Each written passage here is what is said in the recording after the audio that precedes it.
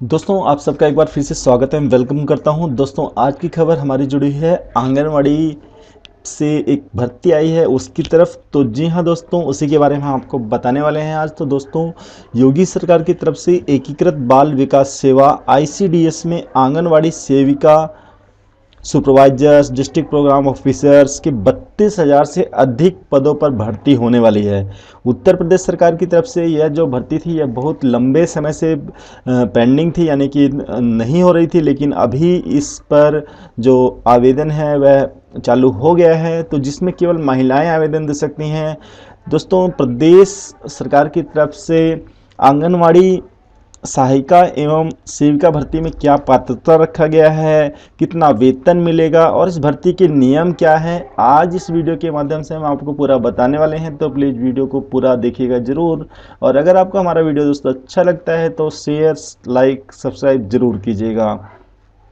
तो दोस्तों, हम बात करते हैं यह भर्ती के बारे में। तो दोस्तों, यहाँ पर देख सकते हैं आपकी प्रेषक इसकी एस राधा चौहान हैं, जो कि अपर मुख्य सचिव उत्तर प्रदेश शासन में हैं। तो सेवा में समस्त जिलाधिकारी उत्तर प्रदेश के जितने ज़िले हैं उनके बारे में उनको लिखा गया है ये। और निदेशक बाल विकास सेवा एवं पुष्टाहार उत्तर प्रदेश लखनऊ, और 29 जनवरी 2021 को यह जो फॉर्म है यह निकाला गया है। तो बाल विकास एवं पुष्टाहार अनुभाग समन्वित बाल विकास परियोजना कार्यक्रम के अंतर्गत आंगनवाड़ी कार्यकर्त्रियों, मिनी आंगनवाड़ी कार्यकर्त्रियों एवं सहायिकाओं के मानदेय पर नियुक्ति हेतु चयन प्रक्रिया का पुनः निर्धारण।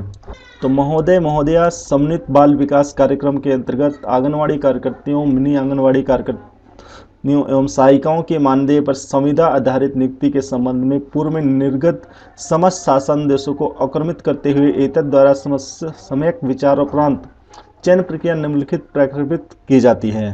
तो यहाँ पर देख सकते हैं, सबसे पहले जो पहली चीज़ है वो शैक्षिक योग्यता कितनी होनी चाहिए।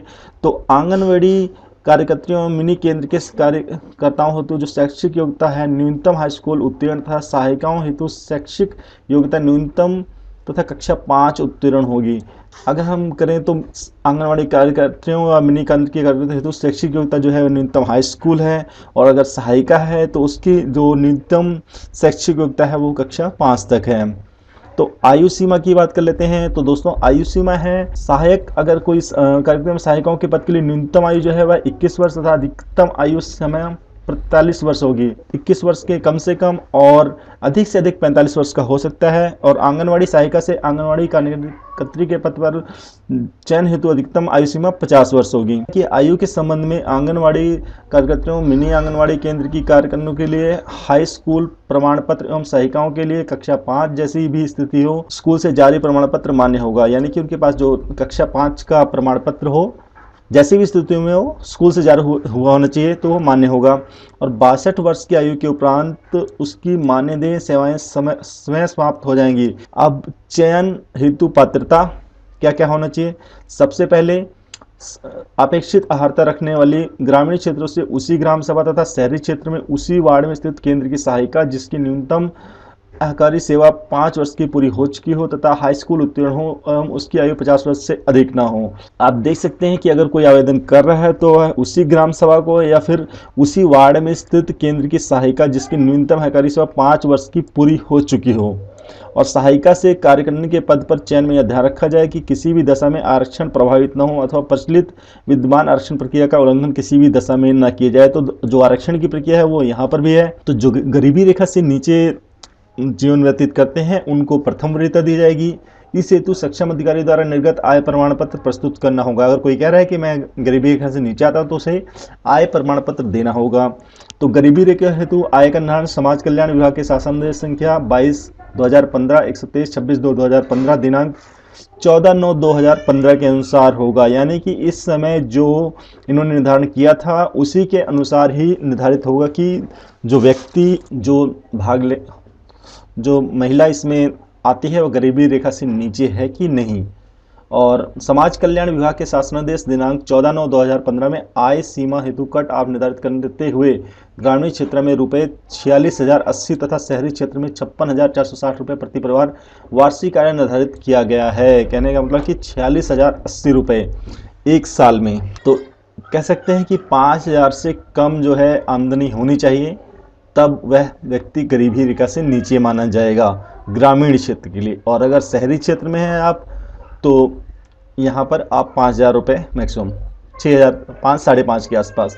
तो सहायिका के उपलब्ध न होने की दशा में उसी ग्राम सभा वार्ड में शहरी क्षेत्र के निवासी गरीबी रेखा से नीचे जीवन यापन करने वाली विधवा महिला, अगर कोई सहायिका उपलब्ध नहीं है तो उस दशा में उसी ग्राम सभा के शहरी क्षेत्रों के निवासी गरीबी रेखा के नीचे जीवन यापन करने वाली विधवा महिला, तो विधवा महिला उपलब्ध न होने की दिशा में उसी ग्राम सभा में शहरी क्षेत्र के निवासी गरीबी रेखा से नीचे जीवन यापन करने वाली तलाकशुदा परित्यक्ता महिला।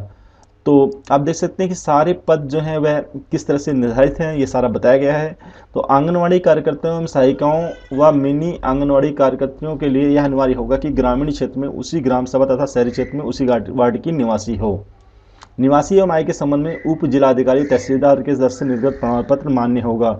और अगर आप अपने निवास या आय संबंधित प्रमाण पत्र दिखा रहे हैं तो आपको उसी जिला के जो तहसीलदार हैं वहां से ही आपको यह प्रमाण पत्र बनवाना होगा। विधवा तलाकशुदा परित्यक्ता महिला के संबंध में नियमानुसार सक्षम स्तर से निर्गत प्रमाण पत्र ही मान्य होगा। और अगर कोई विधवा है, तलाकशुदा है या फिर परित्यक्ता महिला है तो वह भी इस जो एक सक्षम स्तर पर जो उसे प्रमाणित कर सकते हैं उन्हीं का प्रमाण पत्र मान्य होगा। तो गरीबी रेखा से नीचे जीवन यापन करने वाली महिला के संबंध न होने की दशा में गरीबी रेखा के ऊपर जीवन यापन करने वाली महिलाओं के चयन किए जाने पर विचार किया जाएगा। और अगर कोई गांव ऐसा है जहां पर गरीबी रेखा से जीवन यापन करने वाली महिला के संबंध नहीं है, मतलब गरीबी रेखा से जीवन यापन करने वाला कोई नहीं है, तो फिर उससे ऊपर वाली महिला पर भी विचार किया जा सकता है। यदि ग्राम सभा में उपरोक्त किसी भी श्रेणी में पात्र अभ्यर्थी उपलब्ध नहीं होता है तो संबंधित न्यायालय पंचायत में उपरोक्त अनुसार श्रेणीवार चयन किया जा सकता है। अब यहाँ पर आवेदन पत्रों की प्राप्ति, तो आप इसे कहाँ से प्राप्त कर सकते हैं। तो आवेदन पत्रों की प्राप्ति तथा चयन की प्रक्रिया संबंधित जनपद के जिलाधिकारी द्वारा पूर्णतः संपादित कराई जाएगी। निदेशक बाल विकास सेवा एवं पुष्टाहार उत्तर प्रदेश द्वारा NIC से केंद्रीकृत प्रारूप विकसित कराकर जनपद की NIC को उपलब्ध कराया जाएगा, जिससे समरूपता बनी रहे और अभ्यर्थियों को आवेदन करने में सुगमता हो। तो विज्ञापन प्रसारित होने के उपरांत चयन प्रक्रिया 45 दिवस में पूर्ण कर ली जाएगी। तो आप अपने अपने जो जिले हैं, जिले के जो आंगनवाड़ी केंद्र हैं, यहाँ पर आप देखते हैं बाल विकास सेवा पुष्टाहार उत्तर प्रदेश है, यहाँ से आप पता कर सकते हैं कि अभी वहाँ पर अब फॉर्म जो है आए हैं कि नहीं। और आगे चयन समिति का गठन कौन चयन करेगा, ये सारे यहाँ पर हैं। जिलाधिकारी द्वारा नामित मुख्य विकास अधिकारी, जनपद का मुख्य जिला कार्यक्रम अधिकारी, सदस्य सचिव, जनपद स्तरीय अनुसूचित जाति जनजाति की अच्छी ख्याति प्राप्त जिला स्तरीय अधिकारी, तो ये सब चयन समिति में है। अब आगे कोरम चयन समिति की बैठक में किन्हीं 4 सदस्यों की उपस्थिति अनिवार्य होगी, जिसमें जिला कार्यक्रम अधिकारी अनिवार्य रूप से उपस्थित रहेंगे। अब अगर चयन समिति की बैठक हो रही है तो उसमें 4 सदस्यों की उपस्थिति अनिवार्य रहेगी।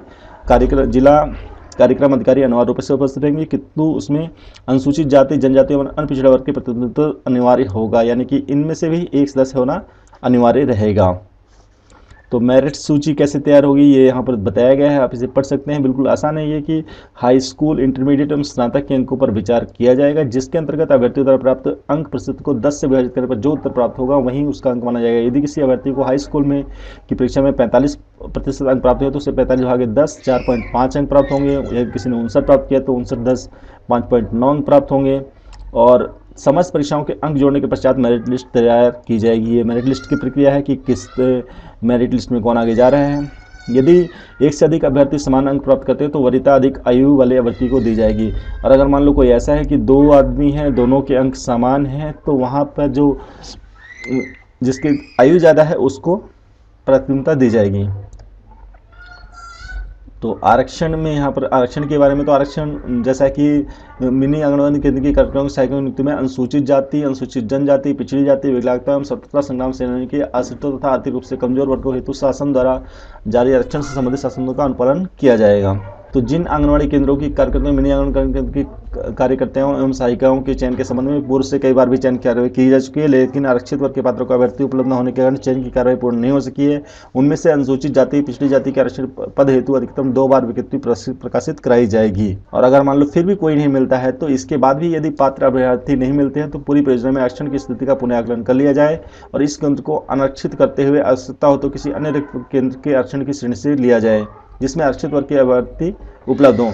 यानी कि अगर मान लीजिए कहीं पर कोई ऐसा ग्राम सभा है जिसमें कि ये जो अनुसूचित जाति, अनुसूचित जनजाति, पिछड़ी जाति, अगर यहाँ से कोई उम्मीदवार नहीं मिल रहा है जो मानकों को पूरा नहीं कर पा रहा है, तो किसी दूसरे केंद्र से भी अभ्यर्थी को शामिल किया जा सकता है। नियुक्ति चयन समिति द्वारा प्रस्तुत की गई चयन सूची पर जिलाधिकारी द्वारा अनुमोदन किया जाएगा। जिलाधिकारी के अनुमोदन के प्रांत नियुक्ति की कार्रवाई संपन्न की जाएगी।